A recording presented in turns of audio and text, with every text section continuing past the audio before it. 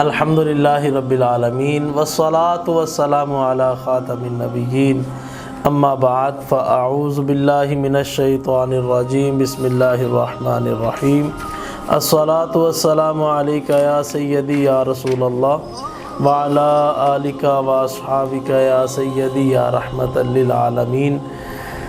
19 اکتوبر 2024 بروز ہفتہ آج کی اس کلاس میں ہم جمع ہیں۔ اللہ پاک آپ کا آنا قبول فرمائے۔ نئے نئے چہرے بھی نظر آ رہے ہیں، دور دراز سے سفر کر کے بھی تشریف لائے ہیں۔ سیشن کے بعد آپ کو انشاءاللہ کھانا بھی پیش کیا جائے گا۔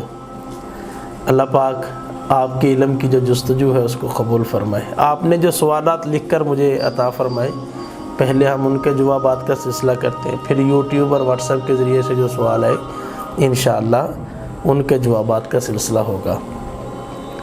محمد اویس بھائی نے استخارہ کے حوالے سے ارشاد فرمایا کہ استخارہ کے جو مسنون طریقے ہیں، استخارہ کسے کہتے ہیں، اس کو بیان کیجیے۔ الجواب بعون المالک الوہاب اللہم ہدایت الحق والصواب۔ استخارہ اس کا جو لفظی مطلب ہے وہ ہے خیر کو طلب کرنا۔ اس کا جو شرعی مفہوم ہے وہ یہ ہے کہ دو جائز کاموں میں سے آپ کے لیے کون سا کام بہتر ہے، اس بہتری والے کام کا اشارہ جو ہے وہ اللہ پاک کی بارگاہ سے طلب کرنا، یہ استخارے کا شرعی مفہوم ہے۔ دو کام ہیں اور ہیں بھی جائز، اور آپ کے لیے بہتر کون سا ہے وہ اشارہ طلب کرنا۔ مثال کے طور پہ آپ کو دو جگہ سے نوکری کی آفر ہوئی اور دونوں جگہوں پہ ڈیوٹی کرنا، جاب کرنا یہ آپ کے لیے شرعی طور پہ جائز ہے، درست ہے، تو ان دونوں جگہوں میں سے کون سی جگہ آپ کے لیے بہتر ہے، اس چیز کی بہتری کے لیے اشارہ طلب کرنا یہ استخارہ کہلاتا ہے۔ بچے یا بچی کے لیے رشتہ آ گیا، کون سا رشتہ بہتر ہے، اس بہتری کے لیے اللہ پاک کی بارگاہ سے اشارہ طلب کرنا یہ استخارہ کہلاتا ہے۔ اچھا، پھر استخارہ کرنا یہ نبی اکرم صلی اللہ علیہ وآلہ وسلم کی سنت مبارکہ ہے۔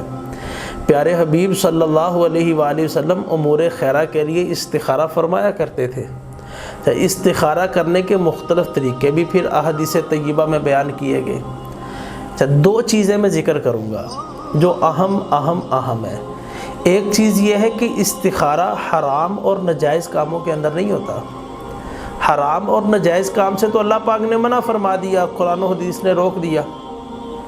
جن کاموں سے قرآن و حدیث نے روک دیا، منع کر دیا، ان کے اندر خیر تو نہیں ہو سکتی، اور استخارہ کہتے ہیں خیر کو طلب کرنا۔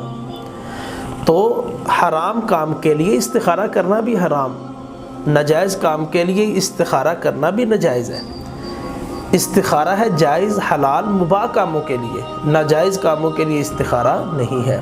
اچھا، دوسری چیز یہ ہے کہ ماضی کے اندر جو کام ہو گئے ان کے لیے استخارہ نہیں ہوتا۔ استخارہ ہوتا ہے فیوچر میں جو آپ پلان کرنا چاہ رہے ہیں، فیوچر میں آپ کے لیے بہتر کیا ہے، کون سا کام آپ کے حق کے اندر بہتر ہے، استخارہ اس چیز کا نام ہے۔ اچھا، پھر استخارہ کرنے کے لیے حضور اکرم صلی اللہ علیہ وسلم نے جو طریقے بیان فرمائے ان میں سے ایک طریقہ یہ بھی ہے کہ 2 رکعت نفل نماز استخارہ کی نیت سے ادا کی جائے، کہ میں 2 رکعت نفل ادا کرتا ہوں استخارہ کے لیے۔ اچھا، 2 رکعت نفل پڑھنے کے بعد بندہ دعا کرے۔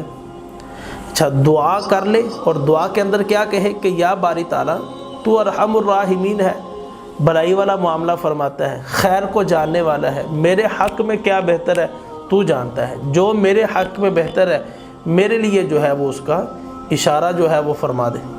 تو اللہ پاک کی طرف سے اس کی نیند میں یا اس کا دل جو ہے وہ جس چیز پر مطمئن ہو جائے کہ یہ کام میرے لیے بہتر لگ رہا ہے اور دل اطمینان کا اظہار کر رہا ہے، تو اس کام کو کر لینا یہ بھی اس کے لیے جو ہے وہ ایک طرح سے اشارہ ہے۔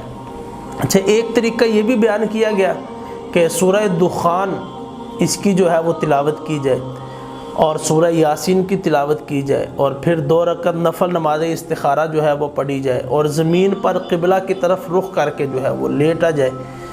تو نیند کے اندر اگر اس کو ہریالی سبزہ نظر آئے تو وہ کام اس کے لیے بہتر ہے، اور اگر جو ہے وہ سیاہ یا سیاہی نظر آئے یا اندھیرا نظر آئے تو یہ کام پھر اس کے لیے جو ہے وہ بہتر نہیں ہے۔ تو تو مختلف طریقے جو ہے وہ بیان کیے گئے ہیں احادیث کی کتب کے اندر۔ 2 طریقے میں نے بیان کیے کہ سورہ دخان اور سورہ یاسین کی تلاوت کرے، 2 رکعت نفل پڑھے، زمین پر جو ہے وہ کوئی چٹائی بچھا کے قبلہ کی طرف رخ کر کے جو ہے وہ لیٹ جائے اور نیند کے اندر اس کو جو ہے وہ اشارہ کر دیا جائے، اور دوسرا طریقہ بیان یہ کیا کہ 2 رکعت نفل جو ہے وہ ادا کرے اور اس کے بعد اللہ کی بارگاہ میں دعا کرے کہ یا اللہ تو بہتری کو جاننے والا ہے، ان 2 کاموں میں سے جو کام میرے لیے بہتر ہے مجھے اس کی طرف جو ہے وہ اشارہ دے دے، تو جس کام پر دل مطمئن ہو جائے وہ کام کر لے۔ یہ بھی استخارے کی طرف سے ایک جو ہے وہ اشارہ ہے۔ تو استخارے کا مفہوم ذہن میں رکھا جائے۔ استخارہ کہتے کس کو ہے؟ جائز کاموں میں سے کون سا کام اس کے لیے بہتر ہے، اس چیز کا اشارہ طلب کرنا یہ استخارہ ہے، اور استخارہ کرنا نبی اکرم صلی اللہ علیہ وآلہ وسلم کی سنت مبارکہ بھی ہے۔ امور خیرہ کے لیے آپ استخارہ فرمایا کرتے تھے، اور پھر آنے والے کاموں میں کون سا کام بہتر ہے فیوچر کے اندر، اس چیز کا استخارہ کیا جاتا ہے، گزرے ہوئے کاموں کا استخارہ نہیں کیا جاتا۔ جائز کاموں کا استخارہ ہوتا ہے، ناجائز اور حرام کام کا استخارہ نہیں ہوتا۔ اللہ پاک ہر کام کو ہمارے لیے بہتری والا کرے، اچھائی والا کرے، اور جو ہمارے حق میں بہتر ہے اللہ ہمیں عطا فرمائے۔